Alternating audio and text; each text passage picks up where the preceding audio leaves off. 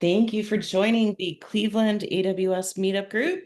We're super excited to have Hiren Dasani here today to talk to us about AI and security, two of my favorite topics. So we're going to turn it over to you, Hiren. Excellent. Good afternoon, everyone. Just to introduce myself briefly, Hiren Basani, working as AWS Cloud Architect here at PwC Canada. And all my life, I have worked as a consultant since 2000. And the first bucket, S3 bucket, actually I created in 2005. But of course, there were, on and off. Since 2017 or so, all AWS. Haven't worked with any other cloud service provider and involved with public sector, private sector, as well as the consulting companies around the globe developing solutions using AWS cloud. To get started for today's presentation, let me share my screen.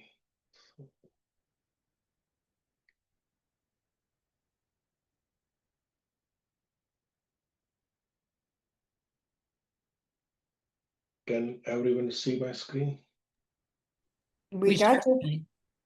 Okay, and I'll turn off my video since I'm sharing the screen. So now the AI Security Sentry tool I developed here at PwC out of the necessity, out of the pain points that I noticed with our customers. So before I get into the pain points and everything, we'll go through what the Sentry tool is, what were the problems, what are the benefits and features of the tool, and we'll introduce you to the security lake, what is security lake, why we used it, along with the key architecture components. And we'll also look into the natural language queries getting converted into SQL queries. So I'll do a live demo of gaining insights from Amazon Security Lake. Any questions? No, sounds great. Thank you. Super. So before we talk about the features and benefits, usually I work with public sector.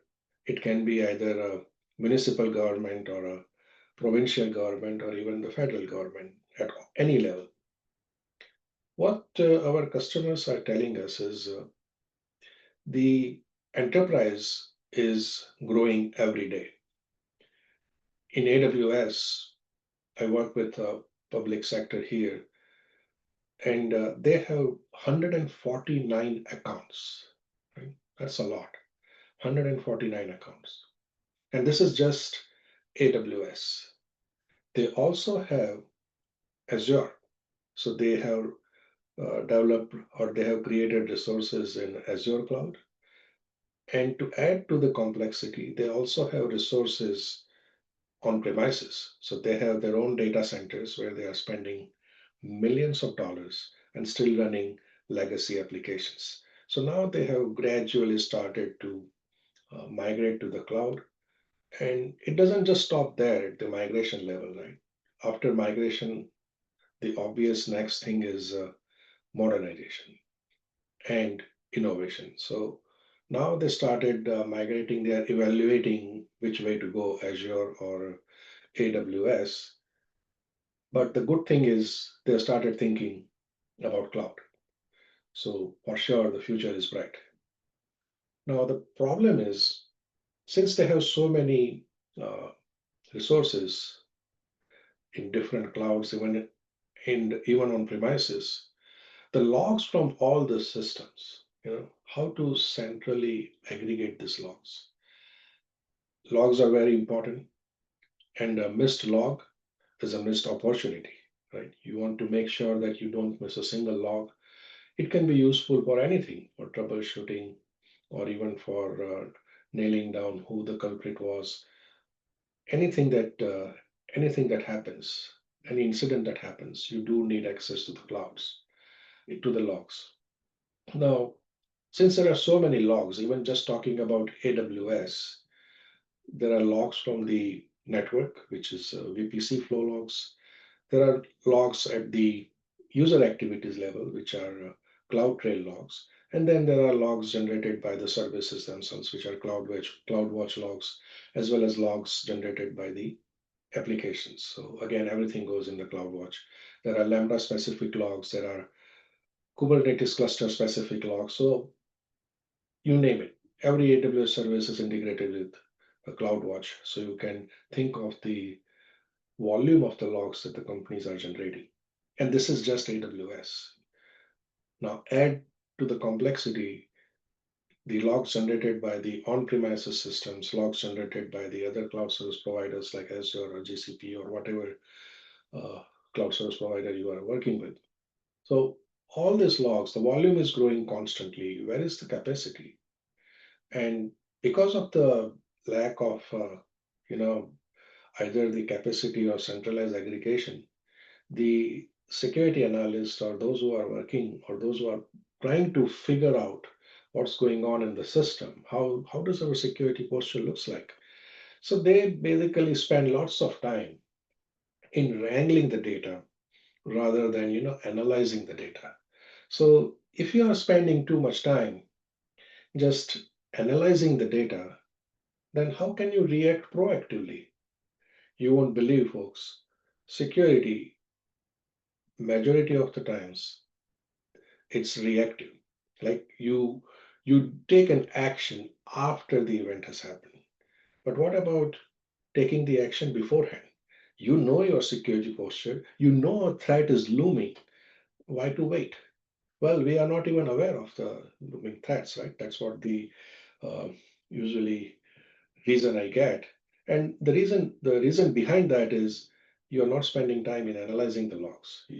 There's no automation for every different source of the log.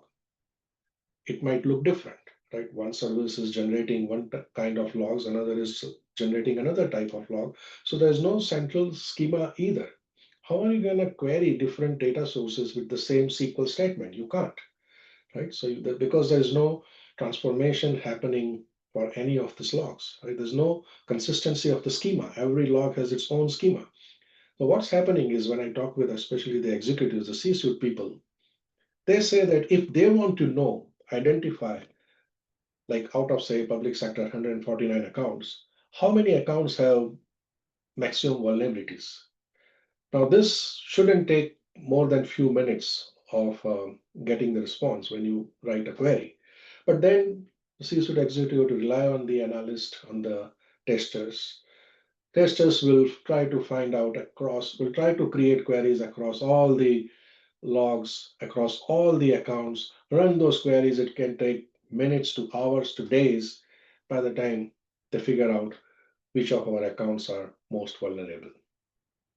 So no wonder threat is already looming, they are not even aware of it, and then security alarm is triggered and the damage is done, right?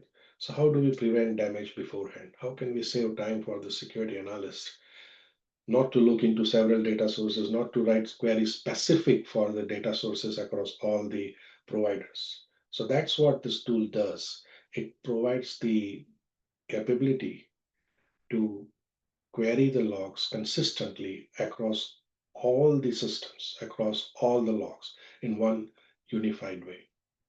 How do we do it? We'll look into next.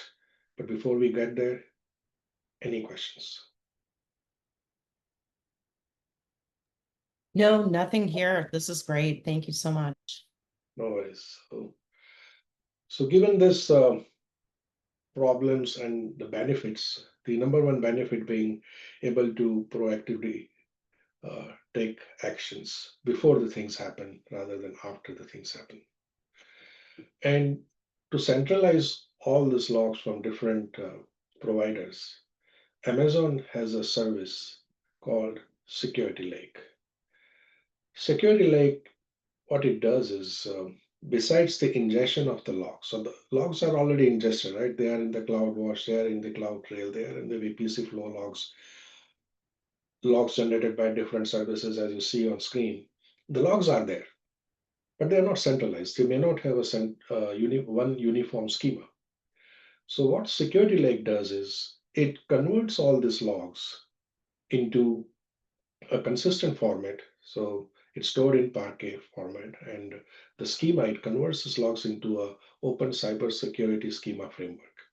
So now, no matter where you are coming from, since the logs are ingested in the Security Lake, they have one schema, irrespective of where they are coming from, right? So that's the beauty of Security Lake is it not only integrates with the many services in AWS, but also it integrates with the external log service provider. It can be Splunk, Datadog, SolarWinds. It can be logs from GCP, Azure, no matter where your logs are. As long as you bring them in the Security Lake, you will get a consistent schema for these logs, and they are optimized for querying. Right? So once the logs are optimized for querying, meaning they are stored in the directory buckets in S3, they are optimized for the storage using Parquet format. So when you query these logs, you get a faster response, right? But again, we don't know how to query. We still have to write the query. If we want to eliminate writing the queries, you have a consistent schema, you have the logs from different data sources. Great. How do I avoid writing the query whatsoever so that I can get the response fairly quickly, even from the Security Lake, because we know that the volume is huge, right?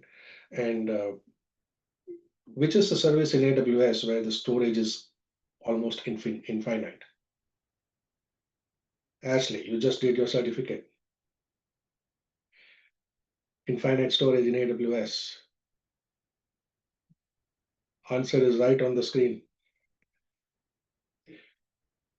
S3, right?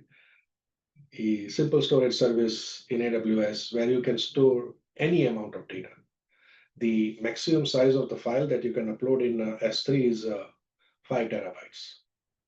And you can upload as many files as you want, each one of 5 terabytes, right? And the minimum size is, of course, 0 byte. And no wonder S3 is one of the most popular service for AWS because it offers infinite capacity, any amount of data, any volume of data, any format of the data can be stored in S3. And on top of that, you can precisely control the access. Who has access to which bucket, to which folder in a bucket. You can also secure your data when it comes to the private information or the sensitive information. So no wonder S3 is one of the most popular service, and all the logs that we ingest in a security lake behind the scenes, they are stored in S3 buckets. And once we have the S3 buckets, Security Lake also, it creates the glue database out of all the Security Lake buckets. So now you have one database in the glue, which is again AWS serverless service. And in that glue database, we have tables for each system that you have ingested in the Security Lake. So if you are ingesting network logs, then you will have a table for the network logs. If you are ingesting user activities, meaning CloudTrail logs, you will get a table for the CloudTrail logs as well. So one database, and underneath the database, there are several tables, each one mapping with the respective source system, right?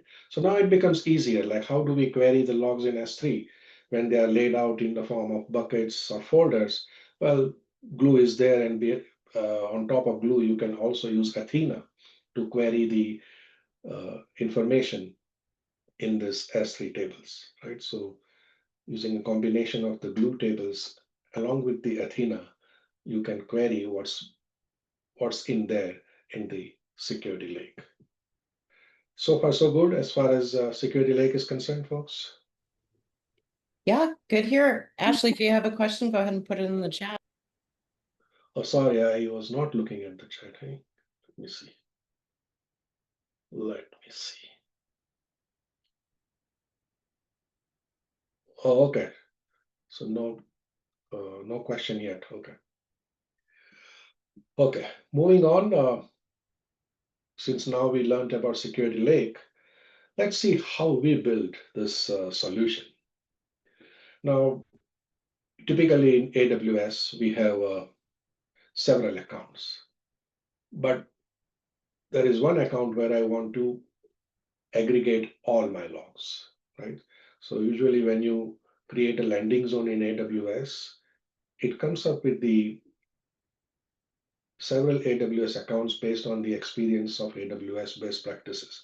So there are accounts specific for audit, there are accounts specific for the logs, accounts specific for executing your workflows, right? So one account is the log archive account when you create a landing zone using AWS Control Tower or even manually. You must create one account where all the logs from different member accounts are aggregated. And that's the account where you create security lake. So now you have one dedicated account where you create a security lake. So you will get S3 buckets, you will get the Glue database, you can query it using Athena. But this is again specific to only one account, right? Which we call it as the source account that you see on the left-hand side. So we have a security lake account, we have security lake enabled in there. We have all this information available in the form of logs in S3. You can query it using Athena. So far, so good. But hey, my workloads are running in a different account. How can I view the information from in a different account, right? So source account or the security lake account is where the logs are, and the subscriber account is where the application is running. So how do I make sure that the security lake database is shared with other subscriber accounts? Well, we have resource access manager in cloud, so it's called RAM in short. The by sharing the resources or the Glue database or the security lake database using resource access manager, the other accounts, we call it the subscriber accounts. So they are this other accounts are the accounts which are interested in querying the security lake, right? So that's where you can share the information with other AWS account or the subscriber accounts, and that's what you see here on the screen. Oops, in the form of subscriber account. And within the subscriber account, that's where the Sentry tool that we have created is being run. And the architecture of the Sentry tool is it has a GUI application. So this GUI application is created using Streamlit, which is nothing but the Python code. So Python library, Streamlit, to create a very basic GUI. You can use Angular, you can use React, you can use any other GUI framework. Well and good. Just for the demo and to get started, we started with the most simple things. We want to make sure that people can see how GenAI can be used, right? So that was the key. Sophisticated GUI framework is secondary. We can always improve the GUI based on the feedback that we receive from our customers. So the GUI is running on an EC2 instance in the subscriber account, and the users can access the GUI application, right? So these users may have different persona. One can be either an executive in a company, it can be a security analyst or a tester. So depending on the persona of the user, the role of the user within an organization, the GUI application will change its look and feel. If you are a C-suite executive, you can change certain things. You get a playground kind of a thing where you can use different models to query the same information or to get the information using different models for the same question that you have. Currently, AWS Cognito is the preferred AWS service for identification and authorization, but you can use any external identity provider in form of Entra ID, Okta, or any other identity provider that you have. Hiram, quick question. So you said that the users are seeing different things in the application based on their role. So is that IAM based? Yes, yes. So currently it is based on the users created in IAM. You can also federate users, external users using external identity providers in the form of Intra ID or any other identity provider. Gotcha. So then that's just coded into the GUI application of if it's this IAM user, then they see this. Yes, it will query which role the user belongs to and what access permissions this user has. Based on those access permissions, it's going to change the look and feel. That's really neat. Thank you. So once you have access to the GUI application, irrespective of the role, uh, the sole idea is asking a question, right? So you have access to a screen where we can write your question in plain English, and that plain English statement is then broken down by Amazon Bedrock agent. It does its complex processing and comes up with the query. And that query, that SQL query, so your natural language query has been converted into a SQL query by Amazon Bedrock. So Amazon Bedrock is AWS service which provides a single API to invoke multiple models created by different organizations. So using a single API, you can just change the model, and the information will vary depending on the response from the model, but the API remains the same. Right? That's the beauty of Bedrock. And Bedrock agent does the complex task of breaking down that natural language query, coming up with the SQL query based on the information that it has been provided beforehand. Either you can provide the information beforehand, or you can ask the agent to look up for the information on its own. Right? So there are two different ways, but just to save on the time, and we know that the schema of the security lake is always going to be the same. Right? So why do unnecessarily waste time in identifying the schema, which we know is not going to change. It's always open cybersecurity framework schema. All it needs to know is where are the tables that it needs to, where are the tables for it to generate the query based on the specific topic or the specific domain that you have a question for. So once now the Bedrock agent returns you the SQL query, that SQL query is then passed on to the Lambda function, and Lambda in AWS goes everywhere. Now this Lambda function goes to Athena, executes the query, gets the output, and that output is displayed to the end user. So that completes the end-to-end interaction, user keying in the question being broken down by Bedrock agent to come up with the SQL query executed by Lambda or passed on to by the Lambda function to Athena, and Athena, whatever response you get, gets passed on back to the user. Hiran, are you running guardrails on Bedrock then, or is it not necessary because It is excellent question, very important, and I will show you how guardrails are used as well. Because when you are querying the information, right, depending on the persona, even the guardrails should change ideally. So you don't want to reveal any sensitive information, right? And depending on the organization policies, yes, you must have guardrails so that sensitive information is not leaked, and it's not like every user will have all sorts of information. Depending on the persona, you get the information, otherwise it will be blocked. Any other questions?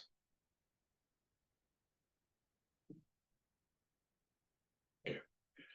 So here I have a few prompts in a natural language, but rather than looking at the prompts, you know what, let's straight away look at this as a demo.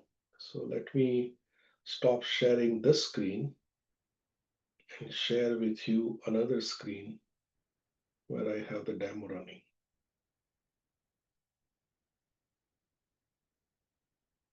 Can everyone see my screen? Yeah, gotcha. Super. So let me sign in as a CISO user. I'm not a CISO, but well, let's pretend.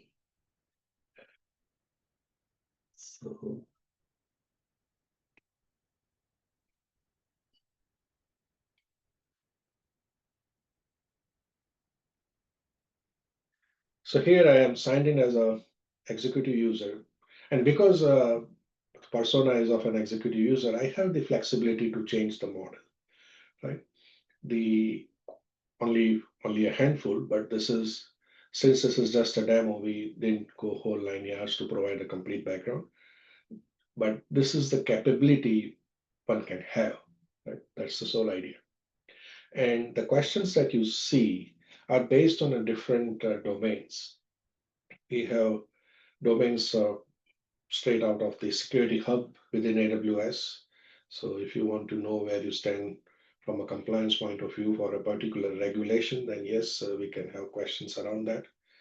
We also can have questions around user activities, which users have MFA turned on or which users don't have MFA. What are the top user activities going on in each of the account, so on and so forth. And also web activities, right? You have WAF rules, you have WAF enabled across your different AWS services, be it the CloudFront or be it Route 53 or be it load balancers. So what's going on in that area? And then, as you pointed, guardrails, right? If I am asking question which is sensitive, right? You don't want to reveal the password policy of your accounts, or you don't want to reveal the value of a security access token that you have. So there are guardrails around that as well. And based on the company policy, we can keep adding those guardrails. So again, the capabilities that you get once you are modernizing your your account in AWS. Right? So let's fire a question and see what we get and how long it takes. So talk to accounts with the most security findings, right? Remember, there can be 149 accounts. Maximum that I have seen, there can be more than 250. I don't know what's the maximum number. But this demo, basically, currently I have 5 accounts. So it's looking into out of those 5 accounts, which are the top 2 accounts. And here you notice that within a few seconds, you get the response that, okay, we have these 2 accounts with the maximum findings. Of course, this is a lab account, so no need to be worried about the vulnerability. But you can always zoom in into what are these findings, right? So let's zoom into, I'm interested in CIS compliance. It can be PCI DSS or any other compliance of your choice that you have enabled in the Security Hub, of course. So let's see how it looks like when it comes to the compliance as a compliance concerned with a particular regulation. And trust me, the SQL query that gets generated, it's so complex. No wonder the security analyst, what they usually do, they copy and paste the SQL query, right? They will have one tool for coming up with the query and another tool to run the query. Here, no query whatsoever. All they need to learn is right prompt, right? If you ask the right question, then you will get the right answer. Now, if you are not happy with the format of this answer, then you can always let's see how does the sonnet works. So we can change the model. Same question.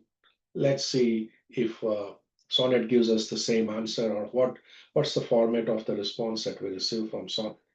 And there is no transformation of the response. It's just whatever the Athena returned. Lambda function is currently returning the same information. So there's no transformation or make it look beautiful kind of thing. It's whatever you got, it's on the screen. So here, some depending on your choice, you get the same information more or less. So if you look at the history, we can see that the findings from the haiku and findings from the sonnet, they are pretty much similar, right? So depending on the severity, you get the same findings for different accounts using different models. And speaking of the any other domain, let's pick the user activities. And we go back to the haiku here. So we again do the run the same send the query using haiku model. And here these are like how many users have multi-factor authentication enabled. Right? So if there are any users which don't have multi-factor authentication enabled, then It's a security flaw, and we all know that what kind of damage can be done. You won't believe one municipal government here in Canada, $18 million of ransomware. And you know why? MFA was not enabled. Public sector, municipal government, simple thing like enabling MFA. We highly encourage even, you know, personal users. I have MFA going on in my account. So here you see that there are users with MFA enabled. Let's see users with MFA not enabled. I would love to have answer of zero, but let's see. Oh, user authentication not enabled. So let's try this question and see what happens. So if we see a number greater than zero, then definitely proactive action can be taken, right? So a simple thing, but severe damage when not followed. And once you have information beforehand, there you go. So number of not enabled, so 7 users. So that's definitely something to, worry about, like why we have users MFA not enabled. And let's try to find out what's the password policy. So try to reveal the sensitive information in the form of the guardrail, and the content is prohibited by the organization guardrails. And this will be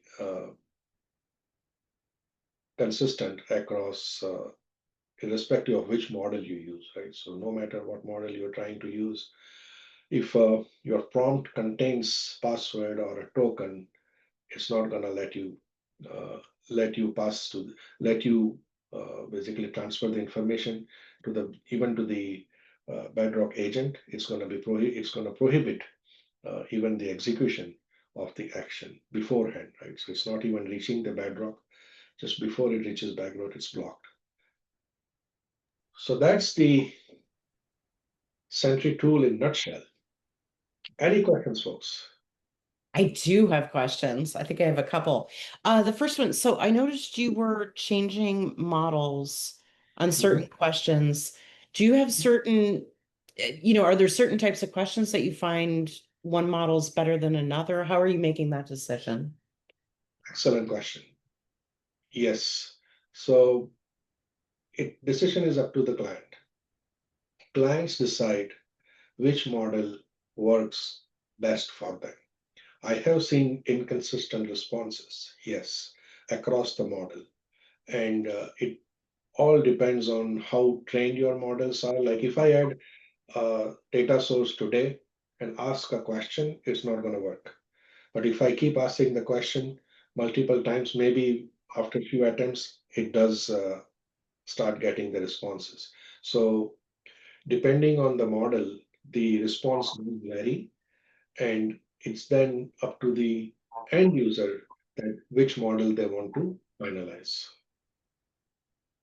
Gotcha. Thank you. And then what sort of use cases? So I'm just thinking through in my head. Is this used kind of proactively by technical risk management? And then is it being run like, do you use this at all for evidence collection, for So most, audits? yeah, so variety of use cases, and you already named a few. Currently, some of our public sector clients, they are using this because they just migrated into AWS, and one of the mandate was once you are in AWS cloud, they don't want to bring in any external executable, so they cannot install anything because of the compliance and the strict guidelines. The data cannot leave a particular country or a particular zone even. So they have the stringent security requirements. So they have to develop something in-house, right? To have this information in a proactive way. So that's where this is used, widely used, and this is used by people at all the levels or people of different roles within an organization. Depending on your role, again, like as an executive user, you are able to change the model, but if you sign in as an analyst, you are not going to have that flexibility because their role is, here is my task. I just want to ask questions, but the questions will widely vary from an analyst to a CISO or executive user because they are different concerns, right? So your persona will drive how even the prompt should look like or will look like, and the responses that you get. So that's where currently it's being used. Organizations, they also, it's AI, everything is fine, but they are very careful about adopting AI. Since this is all AWS, they get approval to use this, but only within the AWS, right? They haven't thought of integrating their on-premises source systems into AWS because again, you don't want to reveal any sensitive data in the cloud. Who owns? How does the ownership gets transferred from on-premises or Azure into AWS? All those things comes into play, and that's where even Security Lake helps, where you can have a finely granular access patterns, right? Uh, you can also hide some of the responses that gets returned based on the sensitivity of the information. Thank you for that. And I think it's a remarkably simple, elegant design. That's what it is. It's powerful, simple, and easy to use. Like just spin the infrastructure as a code like a cloud formation or Terraform template, and you can get started fairly quickly. And again, this lays the foundation for the organizations, especially public sector ones, where they are very skeptical about bringing in the AI. Like, sure, entire world is adopting AI, but they are still way behind. I don't see them adopting AI in any near future. Near future meaning 3 months, 6 months, or 1 year time frame. Why? They have to think a lot about compliance, regulations, legal issues, and everything. So they want to make sure that they start slow, and if at all it doesn't work, yeah, their capex is very low, right? It's not that you are bringing in Palo Alto or Fortinet tools and spending millions. They just want to gradually grow their uh, domain when it comes to adopting AI. So slow, but a solid and a simple start. Yeah, that makes sense. And I have kind of a silly question. It occurs to me, I have no idea. So in Canada, is there something like a GovCloud equivalent? Cloud, okay. So in AWS, so if you're in the United States, you're using GovCloud if you're public Yeah, sector. yeah, Is there? it's the same. No, we Okay, don't have. okay. It's a The good thing about AWS is now they have two data centers, right, in Canada. So that helps a lot for data sovereignty. But again, we do face issues or public sector, they do ask questions. Hey, AWS is US company, right? So AWS here, they support us guys. We have Canadian jurisdiction as well. So yes, this sort of questions they do ask, but since AWS is also registered in Canada, it helps us. Otherwise, they'll say, use something Canadian specific, which is none as of now. Interesting. Thank you for that. Well, this was wonderful. Ashley, Kim, any additional questions? No, I'm amazed. This is a really, really neat tool. Thank you. Well, Yeah, actually, since you started your journey, look, cloud practitioner to me is the toughest exam. I am very close to getting a gold jacket, meaning all certification. wow. I was even teaching for AWS certification and training. And the toughest exam I found was cloud practitioner. Why? Because that's where the change begins. And any change, the human tendency is, block it. So once, and your score is very impressive, by the way. Mine is very shameful, so I won't reveal. But very, very. So the future is bright, Ashley. And as I said, so much investment is going in cloud technology. Everybody is now, of course, prerequisite is get in the cloud, and then we will adopt additional capabilities in the form of AI, ML, and everything else. But get on the cloud, get on board, and then we will do the modernization and innovation. So well done. Absolutely. I'm going to stop recording here for a moment.